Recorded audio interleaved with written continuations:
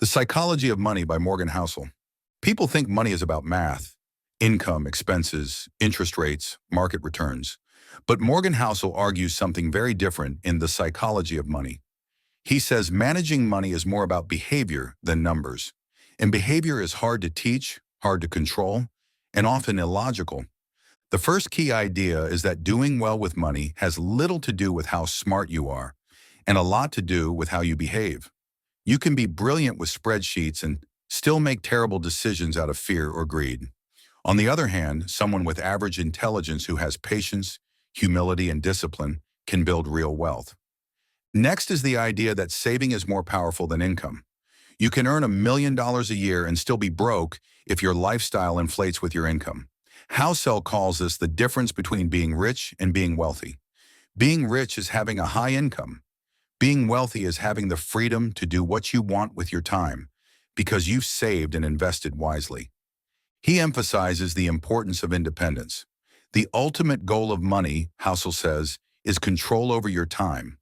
The ability to wake up and decide what to do with your day is the highest form of wealth. It's not about Lamborghinis or mansions, it's about freedom. Then there's the role of luck and risk. These are two sides of the same coin, and they're often underestimated or misunderstood.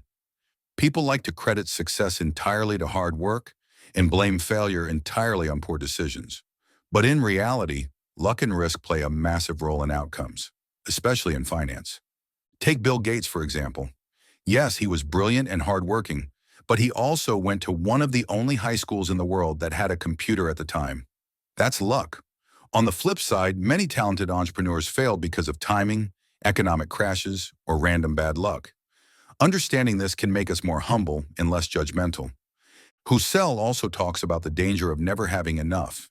People often keep pushing for more money, more status, more power, without realizing that endless desire can be destructive. Enough is knowing when to stop climbing the ladder and enjoy what you've already achieved.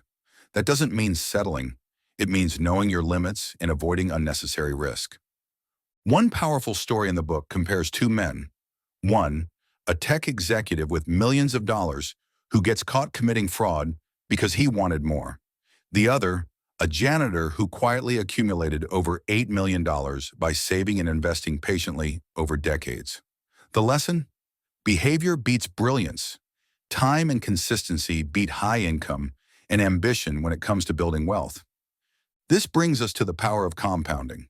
Most people understand the idea of compound interest, but few truly appreciate just how powerful it is. Housel explains that 80% of Warren Buffett's net worth came after his 65th birthday. His skill wasn't just stock picking, it was being consistent for over 70 years. That's why starting early matters. Not because you'll make a lot quickly, but because time is the most powerful lever in finance. The earlier you start, the more compound growth works in your favor. And staying invested, even through market crashes, is crucial. Another key lesson is that people have different financial goals. One investor's strategy might look crazy to another. For example, someone buying gold to hedge against the economy collapsing may seem paranoid to a tech investor betting on innovation. But both are acting based on their personal experiences and fears. There's no single right answer. It's personal. That leads to another point. You need to define your own game. Don't copy someone else's strategy just because it worked for them. If a billionaire puts 50% of their money into volatile stocks, they can afford to lose it. You might not be able to. So always ask yourself, am I playing my own game or someone else's? Housel also highlights the importance of room for error. In other words, always leave space for things to go wrong. The best financial plans aren't those with the highest return. They're the ones most likely to survive bad luck, recessions, or unexpected expenses. Think of it like driving with a seatbelt. You hope you won't need it, but you wear it just in case. When it comes to investing, Housel encourages a mindset shift.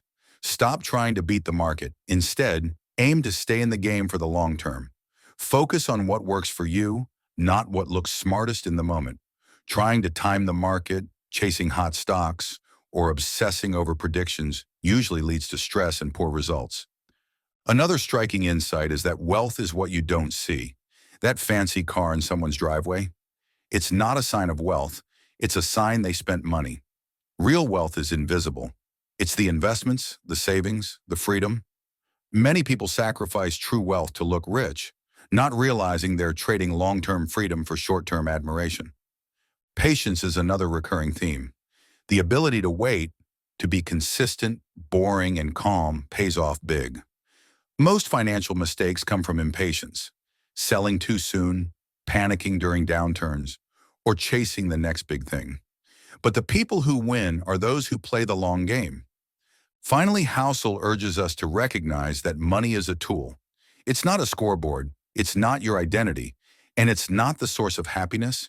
It's a tool that, when used wisely, can give you peace of mind, freedom, and the ability to live life on your terms. But it can also cause anxiety, envy, and greed if you lose perspective. So what's the bottom line? You don't need to be a genius to build wealth. You need discipline, patience, humility, and a clear understanding of your own goals. Save more than you spend. Respect the power of compounding. Know when you have enough, and most importantly, make financial decisions that let you sleep peacefully at night. That's the real psychology of money.